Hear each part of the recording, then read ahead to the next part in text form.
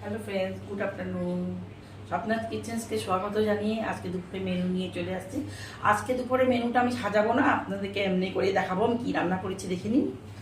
এই যে গরম ভাত করেছি 1 হাঁড়ি, সবাই খাবে আজকে, সানডে বন্ধ অফিস সবার। আর হচ্ছে রুই মাছের ঝোল করেছি ধনে পাতা দিয়ে।